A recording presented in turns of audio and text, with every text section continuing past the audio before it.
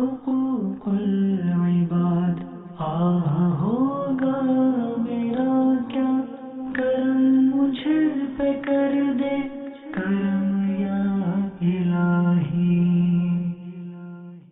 الحمدللہ رب العالمین والصلاة والسلام على سید المرسلین اما بعد فاعوذ باللہ من الشیطان الرجیم بسم اللہ الرحمن الرحیم والصلاة والسلام علیک یا رسول اللہ وعلى آلک واصحابک یا حبیب اللہ والصلاة والسلام علیک یا نبی اللہ وعلى آلک واصحابک یا نور اللہ.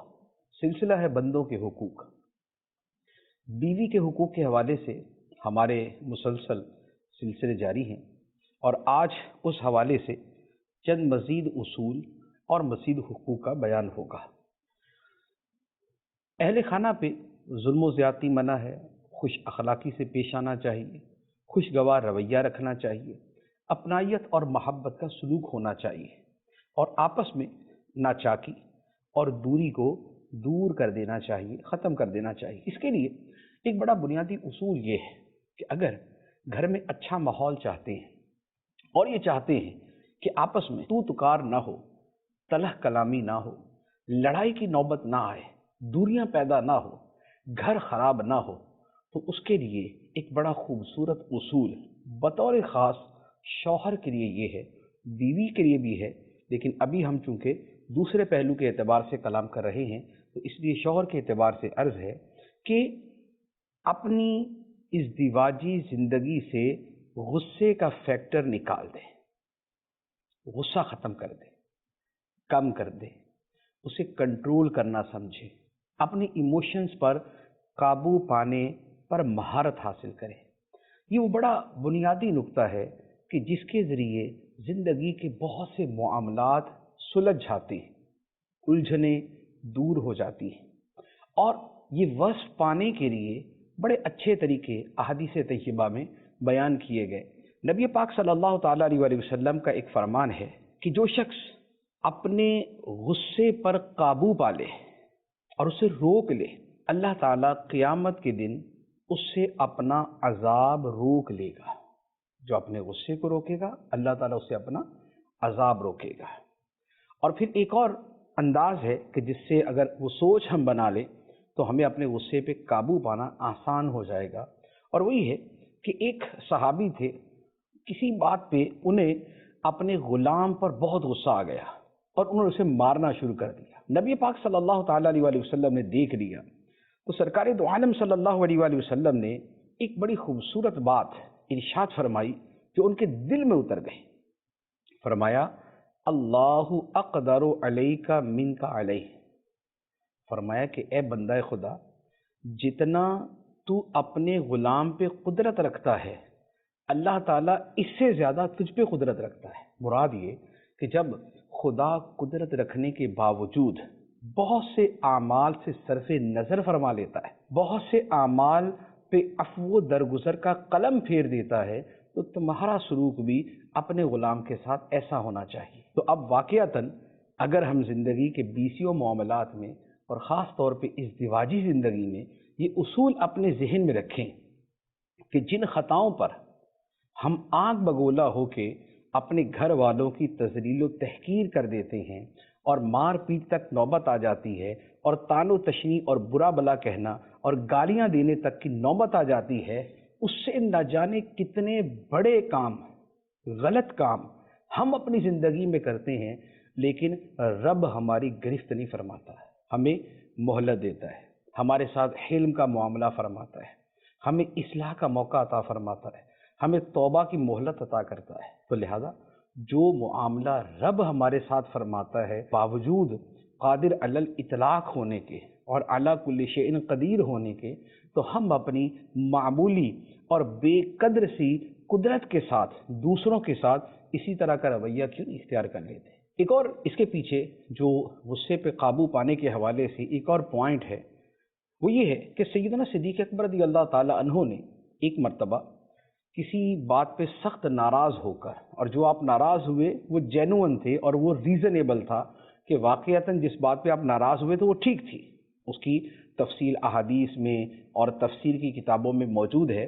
تو آپ نے غصے کے اندر جس بندے کے ساتھ آپ حسن سلوک کرتے تھے اور جس کے ساتھ اس کی غربت کے اندر آپ اس کی مدد کرتے تھے، آپ نے اس کے بارے میں فرمایا کہ آئندہ کبھی میں اس کی مدد نہیں کروں گا۔ تو اللہ تبارک و تعالیٰ نے قرآن مجید کی آیت نازل فرمائی، فرمایا الا تحبون ان یغفر اللہ لکم، اے لوگو کیا تمہیں پسند نہیں کہ اللہ تمہیں بخش دے؟ کیا تمہیں یہ پسند نہیں کہ اللہ تمہیں بخش دے؟ صدیق اکبر رضی اللہ تعالی عنہ نے جب یہ الفاظ سنے تو فرمایا کہ واللہ انی احب ان یغفر اللہ لی، اللہ کی قسم مجھے یہ بہت پسند ہے کہ میرا رب میری مغفرت کر دے۔ تو اب بات کیا تھی کہ فرمایا یہ گیا کہ اے ابو بکر، جس بندے پہ تم نے یہ باتیں کہیں کہ میں اسے آئندہ نہیں دوں گا، تم اسے معاف کر دو، رب تمہیں معاف کر دے گا۔ اور جمع کے سیغے کے ساتھ ہم سب کو فرما دیا گیا کہ اگر تم رب کی بخشش کے امیدوار ہو اور اگر اللہ تعالیٰ سے مغفرت کے تمنائی ہو اور اگر تم یہ چاہتے ہو کہ تمہیں معاف کر دیا جائے تو تم معاف کرنے کو اپنی خو بنا لو، اپنی عادت بنا لو۔ تو اس کا مطلب یہ ہوا کہ اگر ہم ان دو تین چیزوں پہ توجہ دے دیں تو ہمارے لیے ضبط نفس، سیلف کنٹرول، اپنے اوپر قابو رکھنا اتنا مشکل نہیں۔ ایک اور آیت مبارکہ جو بطور خاص بیوی بچوں کے حوالے سے ہے، قرآن مجید میں اس میں کیا بیان فرمایا؟ فرمایا یا ایھا الذین آمنوا ان من ازواجکم و اولادکم عدوا لکم فاحذروہم وان تعفوا وتصفحوا وتغفروا فان اللہ غفور رحیم۔ فرمایا اے ایمان والو، بے شک تمہاری بیویوں اور تمہارے بچوں میں سے کچھ تمہارے لیے دشمن ثابت ہوتے ہیں، تو تم ان سے بچ کے رہنا، یعنی ان کی دشمنی کے اس عمل سے بچ کے رہنا۔ اچھا، اب اس کا شان نزول کیا ہے؟ شان نزول یہ ہوا کہ کچھ صحابہ کرام جہاد پہ جانا چاہتے تھے اور ان کے اہل خانہ نے انہیں روک دیا اور وہ ان کی محبت میں رک گئے۔ اب اس کے اوپر جب سرزنش ہوئی اور جب اس کے اوپر عتاب ہوا تو انہوں نے کہا کہ چونکہ اس عبادت اور اس عمل سے روکنے والے ہمارے بیوی بچے تھے تو لہٰذا آئندہ ہم ان کی کوئی بات نہیں مانیں گے اور ان پر سختی کریں گے۔ یہ آیت مبارکہ جب نازل ہوئی کہ تمہارے بیوی بچوں میں سے کچھ تمہارے دشمن ہیں کہ ان کی باتیں اینڈ آف دا ڈے تمہارے لیے نقصان دہ ہیں، تو لہٰذا ان سے بچ کے رہنا، ان باتوں سے بچ کے رہنا۔ تو انہوں نے یہ تہیہ کر لیا کہ آئندہ اپنے بیوی بچوں کی بات نہیں مانیں گے اور ان پہ سختی کریں گے۔ تو اس پہ اللہ تبارک و تعالیٰ نے یہ حصہ نازل فرمایا کہ اگر تم معاف کر دو اور درگزر کرو اور بخش دو تو بے شک اللہ بخشنے والا، رحم فرمانے والا ہے۔ مراد یہ کہ اگر تم رب کی طرف سے مغفرت اور رحمت چاہتے ہو تو اپنے بیوی بچوں کے حوالے سے معاف کرنے کا، درگزر کرنے کا اور بخش دینے کا رویہ اختیار کر دو۔ تو دیکھیں، اگر ان تینوں چیزوں کو آپ ایک سیاق میں دیکھیں اور اسے اپنا اصول بنا لیں تو آپ یقین کیجئے کہ یہ پوری زندگی کے 20 معاملات کے لیے کافی ہو جائے گا۔ کہ پہلی بات تو یہ ہے کہ یہ اپنے ذہن میں رکھیں کہ ہم اگر اپنا غصہ قابو رکھیں گے، اللہ تعالیٰ قیامت کے دن ہم سے اپنا عذاب روک کے رکھے گا۔ ایک بات۔ دوسری بات کہ جب ہم کسی کے اوپر گرجتے برستے ہیں تو ہم جتنی اس بندے پہ قدرت رکھتے ہیں اس سے زیادہ ہمارا رب ہم پہ قدرت رکھتا ہے۔ تو اگر ہم چاہتے ہیں کہ اس قادر کی بخشش حاصل کرے تو پھر ہم یہاں پر بھی بخشش کا رویہ اختیار کریں۔ اور تیسری بات فرمایا کہ کیا تم نہیں چاہتے کہ اللہ تمہیں بخش دے؟ تو اگر تم چاہتے ہو تو پھر معاف کرنا اختیار کرو۔ یہ چند باتیں اگر ذہن نشین کر لیں تو شاید ہماری زندگی کی بہت سی چیزیں درست ہو جائیں۔ پھر اگر تھوڑا سا عقلی اعتبار سے بھی ہم غور کریں، اگر تھوڑا سا عقلی اعتبار سے، یہ روایات تھیں، آیات تھیں، احادیث تھیں، ہمارے دین کی خوبصورت تعلیمات تھیں، لیکن اس سے ہٹ کر اگر ہم اپنی عقل کے اعتبار سے بھی سوچیں تو عقل بھی انہی باتوں کی تائید کرتی ہے جو ہمارے دین نے بیان فرمائے۔ وہ کیا؟ پہلی بات تو یہ ہے کہ ہم یہ دیکھیں کہ جو ہمارا رویہ گھر میں غلط ہوتا ہے जो हम घर में बीवियों पे चीखने चिल्लाने और न जाने क्या क्या करते हैं, क्या हमारी ये आदत और हमारी ये फितरत हर जगह होती? क्या हमारा हर जगह तर्ज अमल यही होता है? अगर तो हर जगह यही तर्ज अमल है तो फिर तो चले एक एज मिल जाएगी, कोई मुआफ़ी की सूरत नहीं, एक एज समझ ले मिल जाएगी कि चले जनाब इसका ओवरऑल मिजाज है ही ये। लेकिन बात ये है कि हकीकत ये नहीं है। हकीकत ये है कि जब हम अपने बिजनेस की जगह पे होते हैं, जब हम शॉप पे बैठे होते हैं, कस्टमर आता है, उसकी बहुत सी चीज़ें ऐसी होती हैं जो हमारे मिजाज के खिलाफ होती, बहुत सी चीज़ें ऐसी होती हैं जो हमें पसंद नहीं होती, लेकिन चूंकि हमें उससे माली नफा मिलेगा तो क्या होता है कि अब वो कस्टमर, वो नीला हो, काला हो, पीला हो, गोरा हो, वो छोटा हो, बड़ा हो, अच्छे कपड़े पहने, बुरे कपड़े पहने, गंदे कपड़े हो, जैसा तैसा भी हो, हमारे चेहरे पे मुस्कुराहट और हम उसको जो वेलकम कहेंगे वो हमें पता, उसके साथ हमारा रवैया नहीं बिगड़ेगा। और ख़ास तौर पे अगर उसने कोई बड़ा सौदा खरीदना हो और उसने ज़्यादा शॉपिंग करनी हो तो शायद हमारे अखलाक का दर्जा उतना बढ़ता जाएगा। एक आदमी ने 1000 रुपये की चीज़ खरीदनी है तो हमारा रवैया थोड़ा सा उस तरह का होगा, और एक आदमी आ जाए और पता चले कि जनाब 50,000 रुपये की शॉपिंग करनी है। अब 50,000 की शॉपिंग करनी है तो अब आप यकीन कीजिए उसके कपड़े मैले हों, उसका रंग काला हो, उसकी शक्ल के नए नक्श पता नहीं अजीबो गरीब हों, उसके बदन से भले बू आ रही हो, हमें उस बू में खुशबू आएगी, हमें उसका काला भी गोरा लगेगा, हमें उसके नए नक्श भी खूबसूरत लगना शुरू हो जाएंगे, हमें उसके कपड़ों की बू भी नहीं आएगी, हमारा पूरा मिजाज बदल जाएगा। क्यों? इसलिए कि माली मनफात है। तो मेरे भाई इसका मतलब ये हुआ कि अगर हम अपने मिजाज को काबू करना चाहें तो हो सकता है, अगर हम अच्छा बनना चाहें तो बन सकते हैं। तो जिस चीज ने, जिस माली मनफात ने दुकान पे बैठे बाअखलाक बना दिया, तो भाई अल्लाह की रिजा के अजीम मकसद को सामने रखते हुए घर में भी बाअखलाक बन जाए। बहुत से लोग आपने देखे होंगे जो कॉल सेंटर्स में काम करते हैं, तो कॉल सेंटर पे आप कभी फ़ोन कर लें किसी फ़ोन कंपनी का या किसी बैंक में फ़ोन कर लें, आप आगे से आप अखलाक देखें कैसा नज़र आएगा। जी सर, जी, जैसे जैसे आप फरमाएं, जी सर, जी जी जी सर, ठीक है। आप उनको बुरा कहें, भला कहें, तलख बोले, शीरीं बोले, जैसा भी कहेंगे, उनका sir sir sir sir sir जो है ना वो ख़त्म नहीं होगा। लेकिन हो सकता है कि यही सर सर करने वाले घर जाके सर फाड़ देते हो। तो ये क्या है? इसका मतलब ये है कि अगर वहाँ पर इंसान बन सकते हैं तो घर पे आके भी इंसान बन सकते हैं। अगर वहाँ पर खुश अखलाक बन सकते हैं तो घर पे आके भी खुश अखलाक बन सकते हैं। तो देखिए, बात अकली एतबार से मैंने अर्ज़ किया कि अगर हम चाहें तो हम अपने बहुत से उमूर को सुधार सकते हैं। तो अब ये है कि घर में अगर आप अखलाक दिखाएंगे आपको जवाब में अखलाक मिलेगा। आप बद अखलाकी दिखाएंगे तो अगर बद अखलाकी नहीं मिलेगी तो कम से कम अच्छा रिस्पॉन्स नहीं मिलेगा। आपकी जो है वो आपके घूरने के ऊपर घर में आपको कोई मुस्कुरा के नहीं देख सकता। आपके घूरने पे घर वाले अगर घूरेंगे नहीं तो चेहरा अपना स्मार्ट और संजीदा जरूर कर लेंगे। तो लिहाजा अक्ल भी यही तकाजा करती है कि अपने मामलात को आप घर में सीधा करें। फिर एक बात मैंने पहले भी अर्ज की थी कि ये जहन में रखें, इंसान के जो सुकून की सबसे बड़ी जगह होती है उसका घर होता है। एक आदमी सारा दिन बड़े अच्छे दोस्तों में रहे, बड़ा खुशगवार माहौल हो, दबा के पैसे कमाए, सारा कुछ चल रहा हो, अगर उसे घर का सुकून नसीब नहीं तो आप यकीन कीजिए उसकी जिंदगी अजाब होती है। ये आप किसी भी ऐसे आदमी से पूछ के देख लें जो बाहर की जिंदगी में बहुत कामयाब और घर की जिंदगी में नाकाम है। आप उससे पूछ के देख लें, हाथ कंगन को आरसी किया, पढ़े लिखे को फारसी किया, आप खुद तजुर्बा कर लें। और अगर आपके साथ ये मामला तो आप खुद समझ लें कि आप बाहर पूरी दुनिया घूम लें, आना तो घर पे ही है।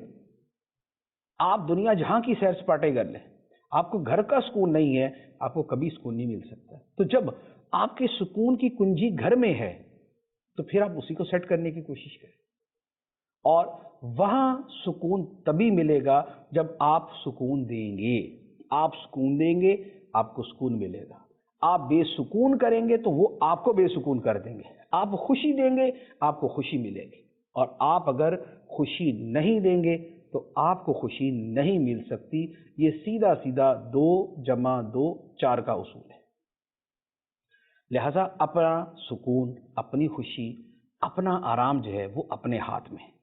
اچھا، پھر اس کے ساتھ ایک اور تھوڑی سی میں عقلی بات عرض کروں۔ بات یہ ہے کہ جو رویہ کچھ لوگ اپنے گھروں میں اپنی بیویوں کے ساتھ رکھتے ہیں، تلخی کا، ترشی کا، تنگی کا، برا بلا کہنے کا، تذلیل کا، تحقیر کا، مار پٹائی کا، گالی دینے کا، تھوڑا سا توجہ کریں کہ کیا انہی کی بیٹی اور انہی کی بہن کے ساتھ یہ سلوک ہو، ان کو پسند آئے گا؟ کہ آپ جو رویہ اپنی بیوی کے ساتھ رکھتے ہیں، آپ کی بہن کے ساتھ، آپ کی بیٹی کے ساتھ یہی سلوک ان کے گھروں میں کیا جائے تو کیا آپ کو اچھا لگے گا؟ تو جب آپ کو اچھا نہیں لگے گا، اور یقیناً نہیں لگے گا، تو پھر آپ اپنی بیوی کے بارے میں بھی اسی انداز میں کیوں نہیں سوچتے؟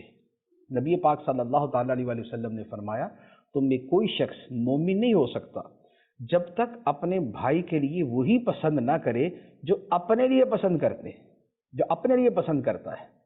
تو جب ایزا باپ کے باپ ہونے کی حیثیت سے ہم اپنی بیٹی کے حوالے سے سوچ رکھتے ہیں کہ اسے تنگ نہ کیا جائے، تو جو آپ کی بیوی ہے وہ بھی تو کسی کی بیٹی ہے۔ جب بھائی ہونے کی حیثیت سے آپ یہ چاہتے ہیں کہ آپ کی بہن کو اس کا شوہر تنگ نہ کرے، تو جو آپ کی بیوی ہے وہ بھی تو کسی کی بہن ہے۔ تو آپ جو اپنے لیے پسند کرتے ہیں وہی دوسروں کے لیے کیوں نہیں پسند کرتے؟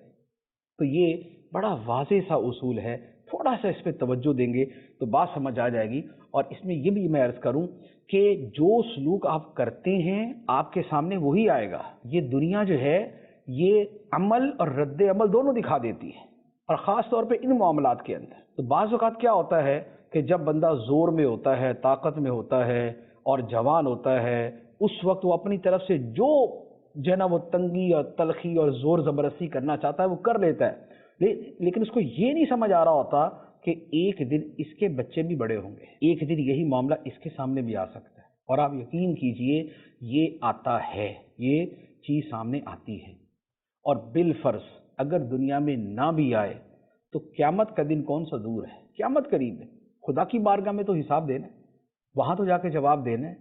تو لہٰذا ان چیزوں کو برائے مہربانی ان کو ٹھیک کریں۔ اچھا، پھر ایک اور چیز میں یہاں پر عرض کروں گا، وہ یہ ہے کہ گھر میں اگر کچھ کمی بیشی ہے تو آپ اگر افہام و تفہیم سے چلیں، یعنی کہ آپ سمجھائیں بیٹھ کے، تو بات کلیئر ہو جاتی ہے۔ ہمارے ساتھ ایک بڑا پرابلم یہ ہوتا ہے کہ ہم دل میں لے کے بیٹھ جاتے ہیں، یعنی ہمیں گھر والوں کی کوئی چیز بری لگی تو ہم اس پہ بات نہیں کریں گے، ہم اسے دل میں لے کے بیٹھ جائیں گے اور دل میں وہ کینہ بڑھتا رہے گا اور یہاں سے خرابی پیدا ہو جاتی۔ اگر اس کی بجائے سمجھا دیا جاتا تو اکثر و بیشتر معاملہ سلجھ جاتا ہے، معاملہ سدھر جاتا ہے۔ اچھا، لیکن اس کے ساتھ ایک اور میں عرض کروں کہ سمجھانے کے اندر بھی ایک بات کا خیال رکھیں کہ سمجھانا تبھی فائدہ دیتا ہے کہ جب آپ موقع محل کے مناسبت سے کبھی کبھی سمجھائیں۔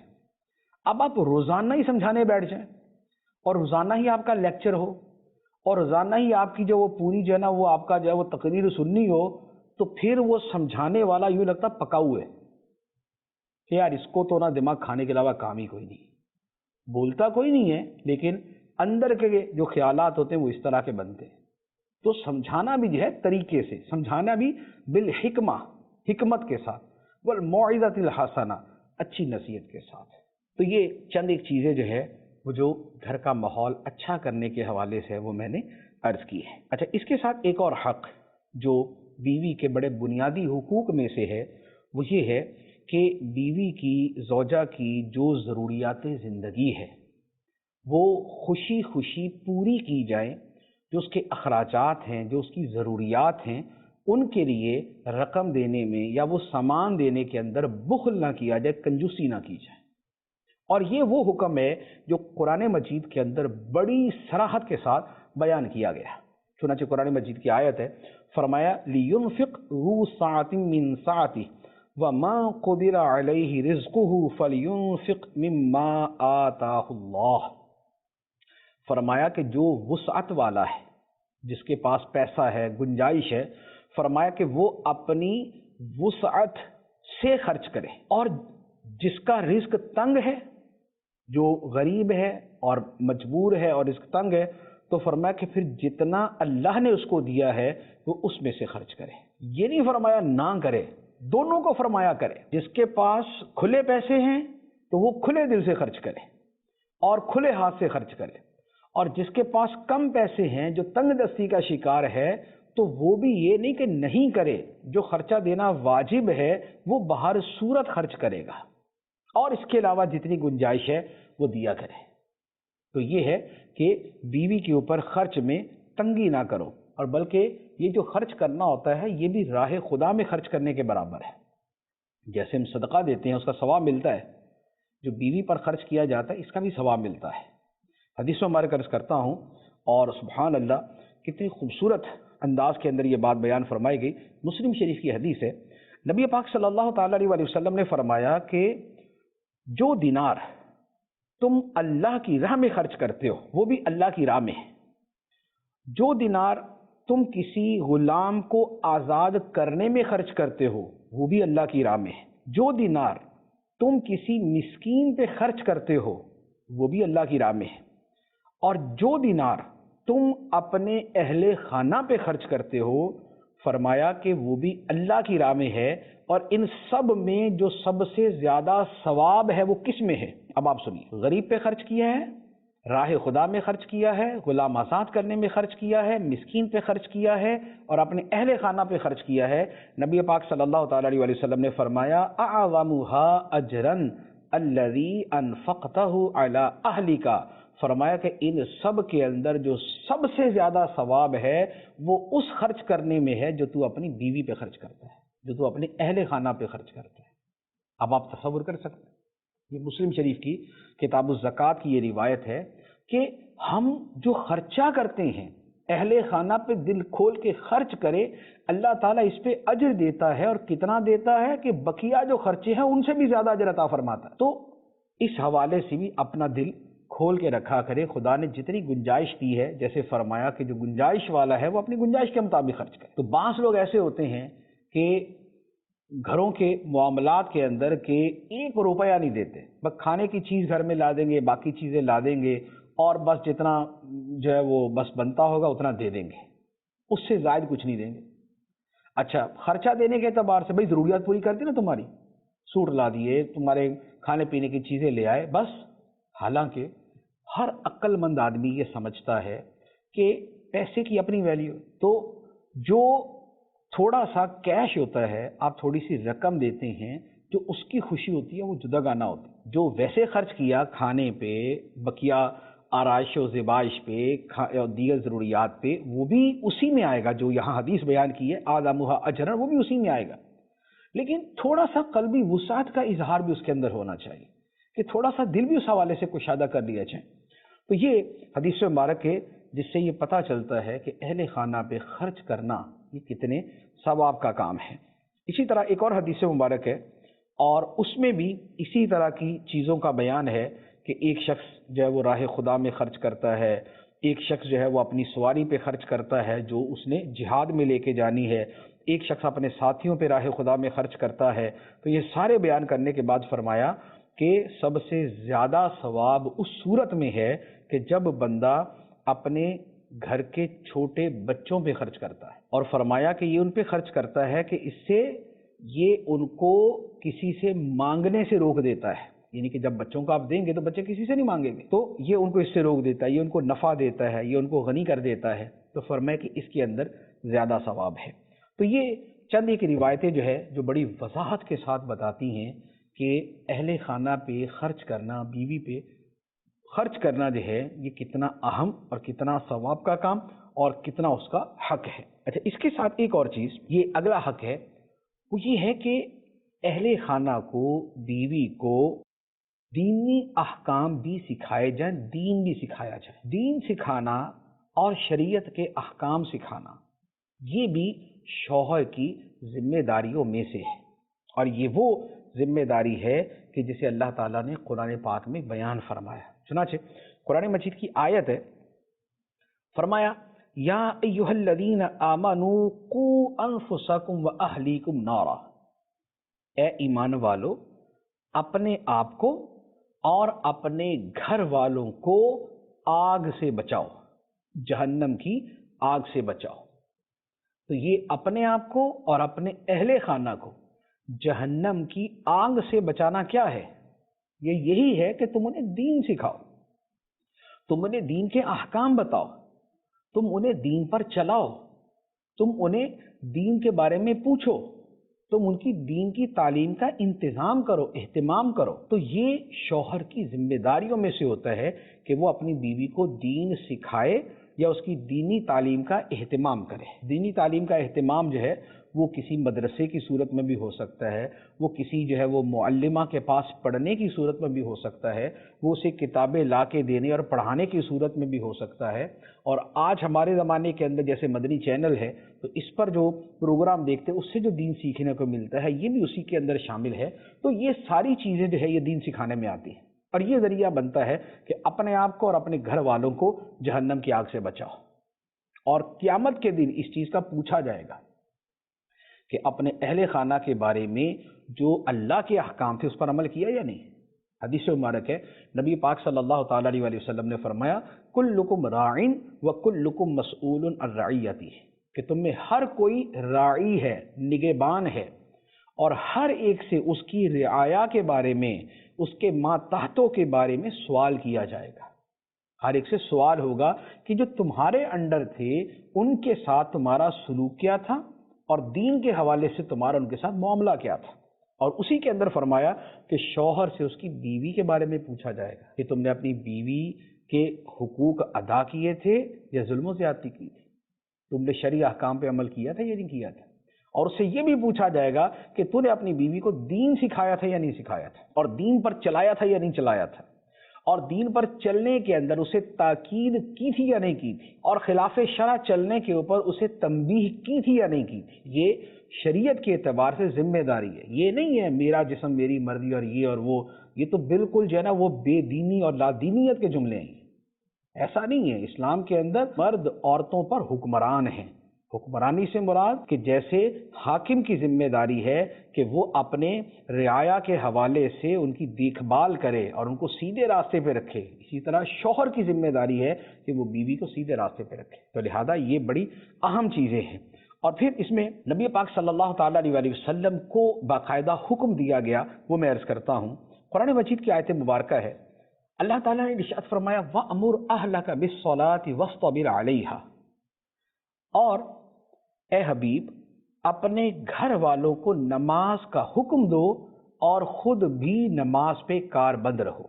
तो अब इस आयत मुबारक में नबी पाक सल्लल्लाहु ताला अलैहि वसल्लम को फरमाया गया कि अपने अहले खाना को नमाज का हुक्म दे, और नबी पाक सल्लल्लाहु ताला अलैहि वसल्लम ये किया करते थे।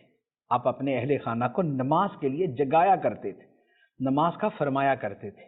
तो ये गोया अल्लाह के हुक्म पे अमल है कि खुद भी नमाज पढ़े और अहले खाना को भी नमाज का कहे। एक हदीस मुबारक है अबू दाऊद शरीफ की, सुबहान अल्लाह, नबी पाक सल्लल्लाहु ताला अलैहि वसल्लम ने फरमाया कि जब कोई शख्स रात के वक्त अपनी बीवी को जगाता है और वो दोनों मिलकर 2 रकात नमाज पढ़ते हैं, तो फरमाया कि शौहर का नाम और उसकी बीवी का नाम अल्लाह का जिक्र करने वाले मर्दों और औरतों में लिख दिया जाता है। जाकिरीन में और जाकिरात में उनका नाम लिख दिया जाता है। यानी कुरान पाक की जो आयत है कि वज़ाकिरीन अल्लाह कसीरम वज़ाकिरात, तो ये अल्लाह को याद करने वाले मर्दों और औरतों में शामिल हो जाती है। इसी आयत मुबारक पे अमल का एक बड़ा खूबसूरत वाक़या है कि खलीफा सानी सैयदना उमर फारूक आज़म रज़ी अल्लाह ताला अन्हु, आप रात के वक्त अल्लाह की बारगाह में खड़े होकर इबादत करते थे, आप क़याम में खड़े रहते, और जब सहर का वक्त होता, जो रात का आखिरी पहर है, जब उसका वक्त आता, तो आप अपनी ज़ौजा मोहतरमा को जगाते और जगा के फरमाते, उठो उठो नमाज पढ़ो। खुद तो रात भर जागते रहे या रात का अक्सर हिस्सा जागते रहे या रात का मखसूस हिस्सा जागते रहे, लेकिन जब रात का आखिरी पहर आया, जो तहज्जुद का वक्त जिसे हम कहते हैं, तो फिर अपने अहले खाना को भी उठाते और फरमाते कि उठो उठो नमाज पढ़ो। और उसके बाद सैयदना उमर फारूक रज़ी अल्लाह ताला अन्हु ये आयत पढ़ते थे, वअमुर अहलका बिस्सलाति वस्तबिर अलैहा, और अपने घर वालों को नमाज का हुक्म दो और खुद भी नमाज पे कारबंद रहो, उसके पाबंद रहो, उस पे डटे रहो, जमे रहो। ये है सुभान अल्लाह इमामुल आदिलीन, खलीफा सानी, खलीफा बरहक, खलीफा राशिद, नबी पाक सल्लल्लाहु अलैहि वसल्लम के दस्तो बाजू सैयदुना उमर फारूक रज़ी अल्लाह ताला अन्हु का अमल मुबारक है। तो ये है कुरान पे अमल करने का जज्बा। तो लिहाजा अपने अहले खाना को, अपनी बीवी को इबादत, नमाज, शरीयत और इन चीज़ों का कहें भी और इस पे अमल भी करवाएं। और यहाँ पर एक बात मैं अर्ज़ करूँगा कि अगर घर में दीन पर अमल करवाना है तो उससे पहले खुद दीन पे अमल करना पड़ेगा। ये बड़ा मुश्किल है कि आदमी खुद अमल ना करे और दूसरों को कहे कि तुम दीन पे अमल करो। इसका असर कम होता है या नहीं होता। लिहाजा अपनी ज़ात से शुरू करें। ये नहीं है कि खुद तो पूरी दुनिया में घूमते फिरें और कोई जो है वो नेकी का काम इस तरह करे नहीं और घर वाले के ऊपर जनाब आप शरीयत नाफिज कर दें, ऐसा होता मुश्किल है। तो लिहाजा अपनी ज़ात की भी फिक्र करें और अपने घर वालों को भी उसकी तरगीब दें। घर वालों को सुन्नतों पे लाना है तो खुद सुन्नतों का पैकर बनना पड़ेगा। अच्छा, फिर इसके साथ चंद एक जो शरई चीज़ें हैं उन पे तवज्जो रखना ज़रूरी है, जो आज के ज़माने में वक्त के साथ जो है वो बढ़ती जा रही हैं। वो क्या है कि पर्दे के हवाले से और लिबास के हवाले से और घर से बाहर निकलने के हवाले से जो शरीयत के अहकाम हैं उन पर अमल करवाना ये शौहर की जिम्मेदारी है कि वो इन पर अमल करवाए। अब क्या है, मिसाल के तौर पे पहली बात, घरों के अंदर मर्दों को इस तरह मुलाजमत पे रखना कि उनका घर में आसानी से आना जाना हो, जैसे ड्राइवर है, माली है, शेफ है, कुक है और इस तरह के अफराद के जिनके सामने घर की औरतें आती जाती हैं और वो जवान है या बूढ़े हैं, जो भी हैं, जवान है तो ज़्यादा मसला है, बूढ़े हैं तब भी मसला, जो शरई हुक्म है उसके एतबार से फिर भी मसला। तो ये जो बेपर्दगी है ये हरगिज़ ना होने दें। आप पैसे वाले हैं, वो आपके जो है वो मुलाजिम गरीब है, जो मामलात है उसमें अमारत गुर्बत का कोई ताल्लुक नहीं होता। शरीयत का हुक्म सीधा सीधा पर्दा करने का कि मर्द और औरत जो है वो बेपर्दगी ना करे, लिहाजा इससे लाजमी तौर पे इज्तिनाब करें। अच्छा, इसी तरह शादी ब्याह और दीगर तकरीबात घर की हैं या ख़ानदान की हैं, वहाँ पर जो बेपर्दगी और मखलूत यानी कि मर्द औरत जो सब एक ही जगह इकट्ठे हो जाते हैं उसमें शरीयत के हुक्म पे अमल करना ज़रूरी है। वरना शादी ब्याह के मामला तो ऐसे हैं कि जिनको ये लोग समझ के बैठे हुए कि यहाँ इस दायरे के अंदर दीन का दाखिला मना है, शादी जो है वो दीन के मुताबिक नहीं करेंगे, इसमें बेपर्दगी, नाच गाना और जो बेहूदगी है सब होगी। ऐसा नहीं, शरीयत हमारी कामिल है और हर काम के अंदर हमें हुक्म देती है। तो लिहाजा यहाँ पर जो औरतों के पर्दे का जो ख्याल करना है वो उनके मर्दों की जिम्मेदारी है। अच्छा, इसी तरह घर से निकलने के हवाले से ज़रूरत के वक्त पर्दे की पाबंदी के साथ और अपनी शराइत के साथ ख़वातीन का घर से निकलना जायज़ है, ठीक, जो मैंने शराइत के साथ अर्ज़ कर दी। लेकिन ये नहीं है कि भाई हर वक्त जो है ना वो औरतों को बाहर की ही सूझ रही है और शौहर जो इस हवाले से कोई रोकथाम करे ही नहीं। ऐसा नहीं, शौहर की जिम्मेदारी है कि इन चीज़ों के ऊपर नज़र रखे और इसमें शरई हुदूद के अंदर उनको जाने की इजाज़त दे और बवक्त ज़रूरत जाने दे, बस, इससे ज़्यादा नहीं।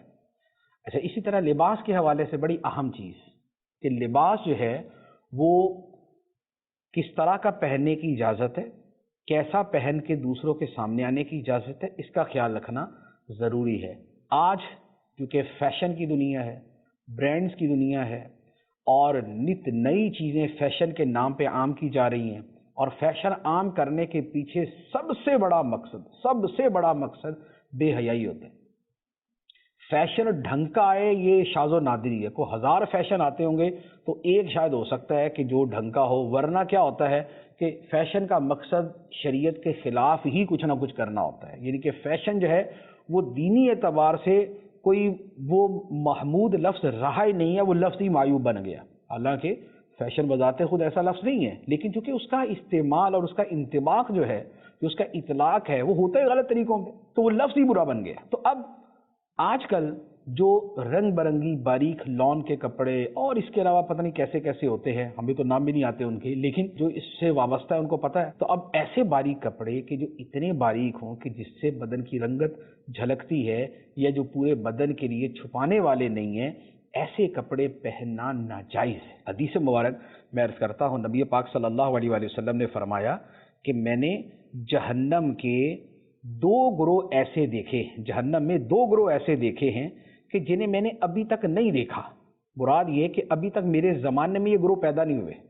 اس میں ایک تو ہے وہ جو ہے وہ لوگوں پہ ظلم کرنے والے لوگوں کے حوالے سے ہے، جو دوسرا گروہ ہے. فرمایا کہ جہنم کے اندر جو دوسرا گروہ میں نے دیکھا ہے وہ ایسی عورتوں کا ہے کہ جنہوں نے ظاہری اعتبار سے کپڑے تو پہنے ہوں لیکن اس کے باوجود ان کے کپڑے نہ ہونے کے برابر ہوں، یا تو شارٹ ہونے کی وجہ سے اور یا باریک ہونے کی وجہ سے. فرمایا کہ کپڑے پہننے کے باوجود وہ ایسے کہ جیسے نہیں پہنے، یا تو شارٹ ہیں اور یا وہ باریک ہیں. تو فرمایا کہ ایسی عورتیں، آگے مزید بھی چیزیں ہیں کہ مردوں کا اپنی طرف مائل کریں گی، خود بھی مردوں کی طرف مائل ہوں گی. فرمایا کہ ایسی عورتیں نہ تو جنت میں داخل ہوں گی اور نہ جنت کی خوشبو سونگیں گی، حالانکہ جنت کی خوشبو تو اتنے برس کی دوری سے آ جاتی ہے. جیسے دیگر حدیثوں کی روشنی میں 100 برس کی دوری، 100 سال کی مسافت کے فاصلے سے بھی جنت کی خوشبو آ جاتی ہے. تو فرمایا کہ ایسی عورتیں جنت کی خوشبو بھی نہیں سونگیں گی. تو اب آپ دیکھیں کہ یہ جو معاملات ہے اس کو کس نے دیکھنا؟ اسے شوہر نے دیکھنا. ایک روایت یہاں پر میں بیان کرتا ہوں، بڑی خوبصورت روایت ہے. نبی پاک صلی اللہ تعالیٰ علیہ وسلم نے ایک مرتبہ صحابہ کرام سے سوال کیا کہ بہترین عورت کون ہوتی ہے، بہترین خاتون کون ہوتی ہے؟ صحابہ کرام اس کا کوئی پراپر جواب نہیں دے سکے. تو حضرت علی رضی اللہ تعالیٰ عنہ بھی وہاں پر حاضر تھے. آپ گھر پہ آئے اور آپ کے ذہن میں وہ سوال گھوم رہا تھا، اور آپ نے حضرت فاطمہ الزہرا رضی اللہ تعالیٰ عنہا سے پوچھا کہ نبی پاک صلی اللہ علیہ وسلم نے ایک سوال کیا ہے، اس کا جواب نہیں آیا. تو حضرت فاطمہ رضی اللہ تعالیٰ عنہ نے پوچھا کہ کیا سوال ہے، مجھے بتائیں، میں اس کے بارے میں جواب دیتی ہوں، کوشش کرتی ہوں. تو حضرت علی رضی اللہ تعالیٰ نے بتا دیا کہ بھی دنیا کی بہترین عورت کون سی ہے. سبحان اللہ. سیدتنا فاطمہ الزہرا رضی اللہ تعالیٰ عنہ نے فرمایا کہ دنیا کی سب سے بہترین عورت وہ ہے جو نہ خود کسی مرد کی طرف دیکھے اور نہ کوئی مرد اس کی طرف دیکھ سکے. یعنی کہ وہ ایسا پردہ کرے، آنکھوں کا پردہ، بدن کا پردہ، اس کی آنکھوں کا پردہ ایسا ہو کہ وہ خود کسی مرد کی طرف نہ دیکھے، اور اس کے اپنا پردہ ایسا ہو کہ دوسرا مرد اس کی طرف نہ دیکھ سکے. حضرت علی رضی اللہ تعالیٰ عنہ محفل میں گئے اور جا کے عرض کی، یا رسول اللہ، میری اہلیہ نے دنیا کے بہترین عورت کی پہچان بتا دی. میری اہلیہ نے دنیا کی بہترین عورت کی پہچان بتا دی. اور جب آپ نے بیان کیا کہ حضرت فاطمہ رضی اللہ تعالیٰ عنہ نے یہ کہا ہے تو نبی پاک صلی اللہ تعالیٰ علیہ وسلم بڑے خوش ہوئے اور خوش ہو کے فرمایا کہ فاطمہ تو میرے دل کا ٹکڑا ہے. تو یہ جو نبی پاک صلی اللہ علیہ وآلہ وسلم کے نور مبارک ہے اور جو آپ کے جگر کا ٹکڑا ہے، آپ کے قلب اطہر کا ٹکڑا ہے، تو یہ ان کا جواب تھا اور یہ بہترین جواب تھا. تو خواتین کے لیے جو آئیڈیل ہیں وہ آقا کریم صلی اللہ علیہ وآلہ وسلم کی پیاری شہزادی حضرت سیدہ زہرا رضی اللہ تعالی عنہا ہے. تو یہ جو ان چیزوں کا خیال کرنا ہے یہ خواتین نے بھی کرنا ہے، اور بطور خاص شوہروں کی ذمہ داری ہے کہ وہ اپنے گھر کی خواتین کو، اپنی اہلیہ کو ان چیزوں کا پابند کروائیں، پابندی کروائیں. اللہ تعالی ہمیں عمل کی توفیق عطا فرمائے. آمین بجاہ النبی الامین صلی اللہ علیہ وسلم. حقوق العباد ہوگا